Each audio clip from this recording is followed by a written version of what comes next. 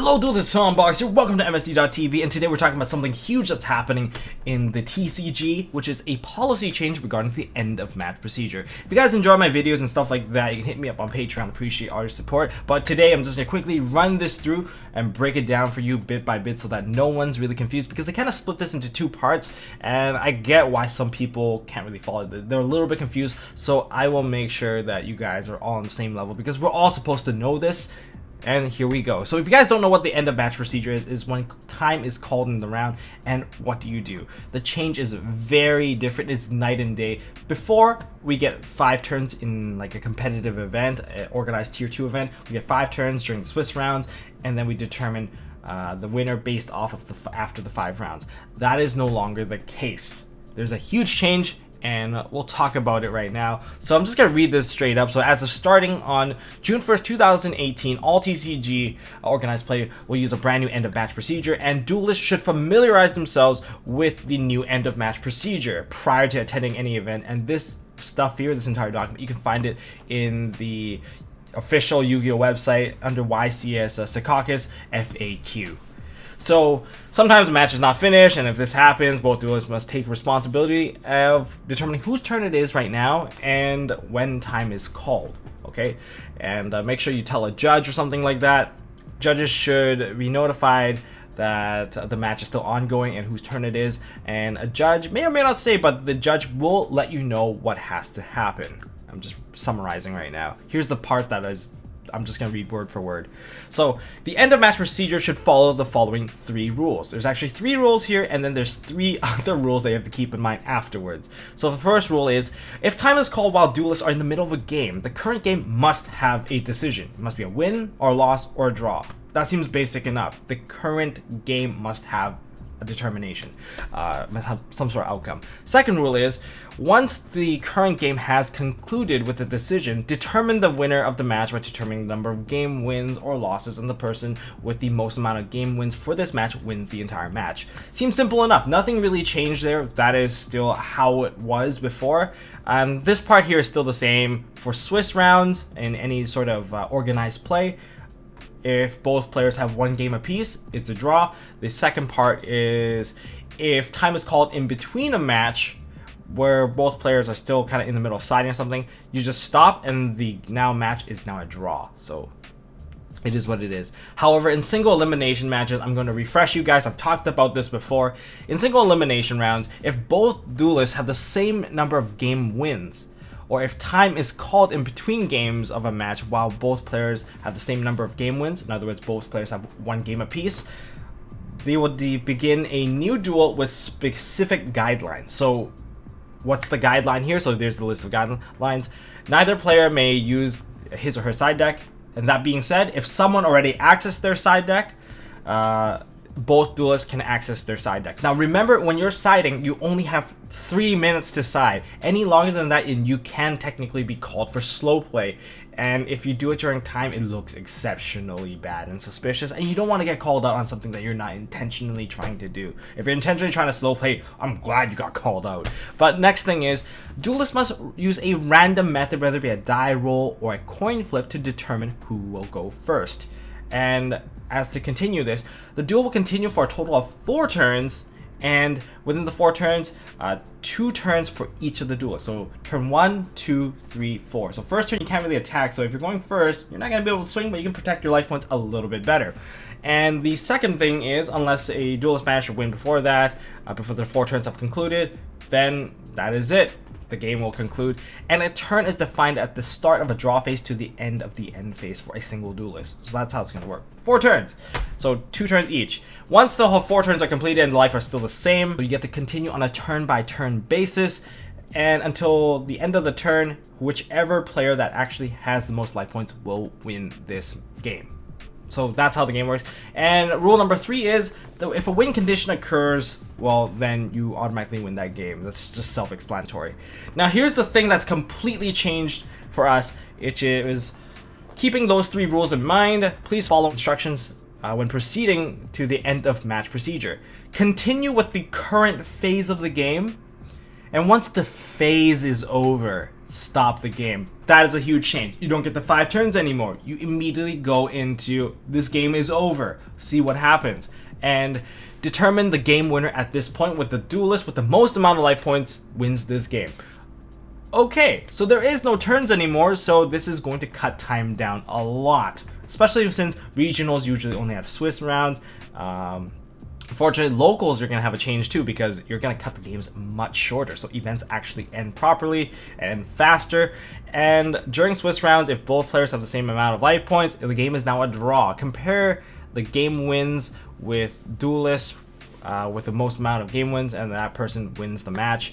And if the totals are the same, well, then it's a draw. Okay, fair enough. In single elimination, guess what? You do the whatever you did before.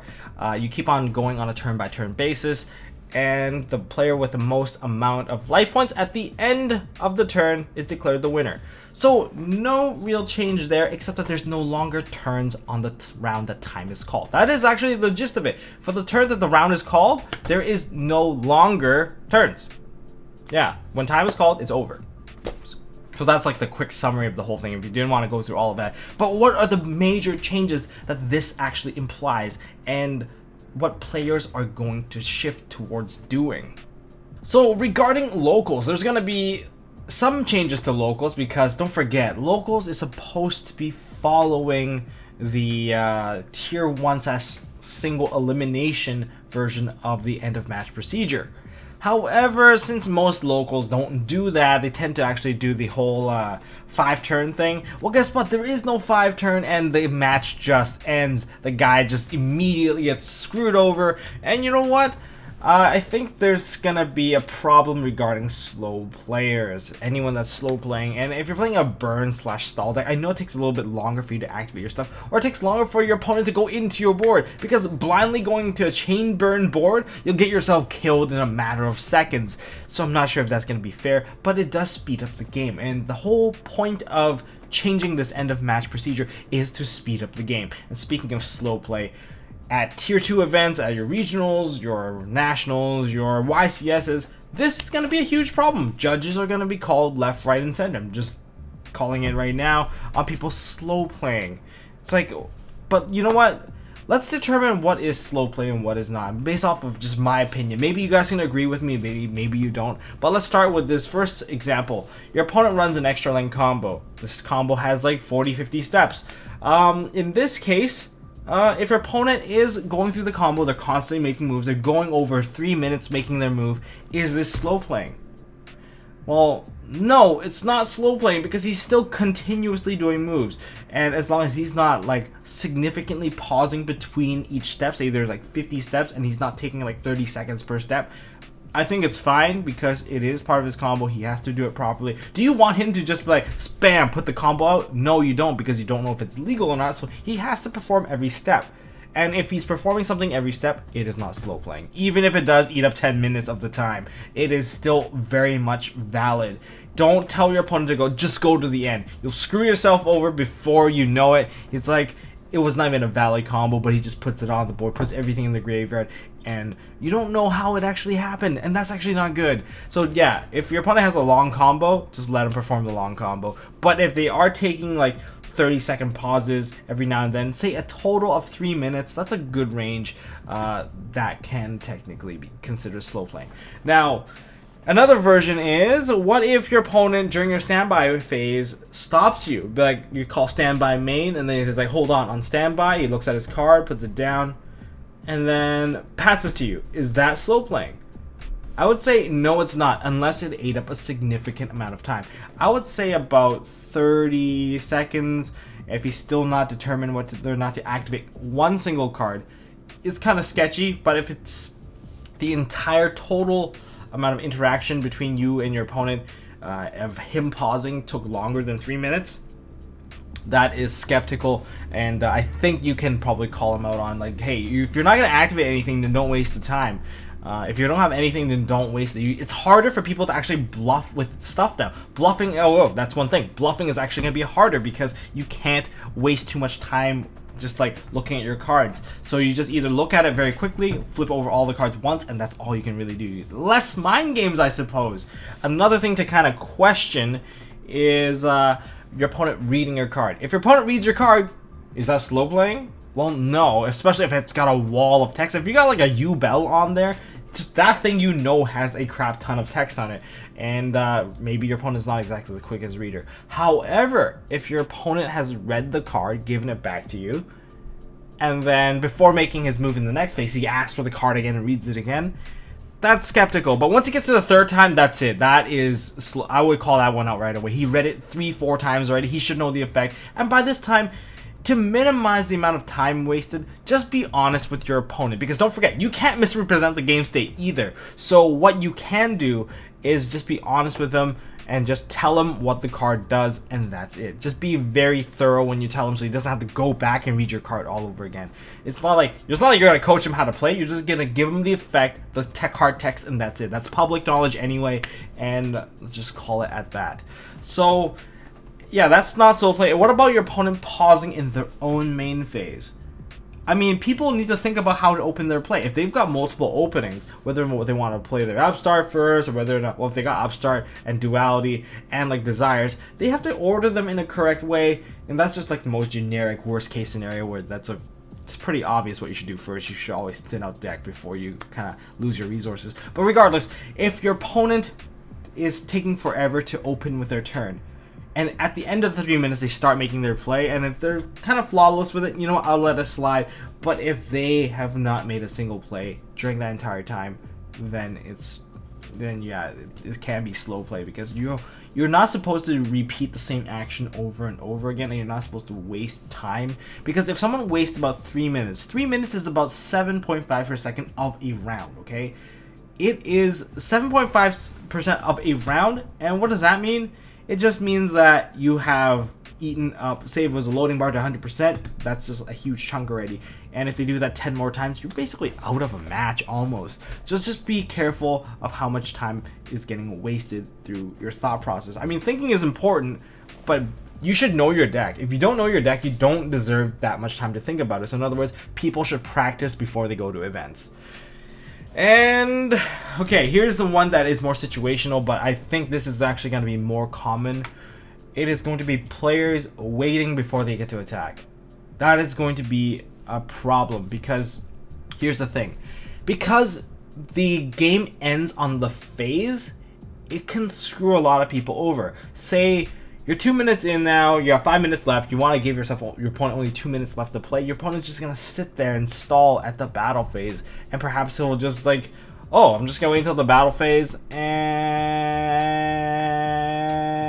there's like 3 minutes later, oh, time of the round, okay, I'm going to attack now. See, that is slow play. If your opponent does it, just call them out straight up, because that is actually a malicious intent at that point, and I don't think it's just slow play, that's just rule sharking at that point, and you can escalate that claim. Just be very careful. I could be wrong on these calls. Just leave it down in the comment section below if you think this one is actually more than just slow play. I think it's actually intentional, just poor sportsmanship, like bad unsporting conduct. So I think that's basically all I've got for this video. I would love to hear your input regarding these new policies. Do you like the new policy? Do you think it's fair? Do you think burn decks have a better chance with this? And do you think actually people are going to side differently into time? Like, oh, they know that they're going to lose, they're going to go into time. They're going to side in stuff like Waboku and stuff like that, because, oh my god, you can just push for a shit ton of damage, but then you know you can't kill your opponent, but you can overcommit to get that extra reach. And then you set Waboku to end their game. That is a possibility. What do you think about it? Do you think it's a fair approach? What would you suggest to actually deal with all the people going into time? Let me know down in the comment section below. If you guys enjoyed this video, hit me up with a thumbs up. If you guys want to see more stuff, including MOS, I kind of cut into the MOS stuff here because this is actually a very drastic change. Well, hit me up with a subscription so you guys can definitely see more videos coming up. I've been working really endlessly on this stuff. And as always, don't forget to hold on to your MST.TV, and thank you, Patreons. Love you guys. Hey guys, thanks for watching. If you like this video, please drop us a like so we know we are doing a good job, and you can also subscribe to MST.TV for more fantastic videos by clicking on the button on the left. Don't forget to check out our partners at Imperium Duelist. They make really high quality mats, including some of my own limited edition release stuff. And if you want to check out one of our past videos, click here on the right. As always, don't forget to hold on to your MST.TV, and I'll see you next time.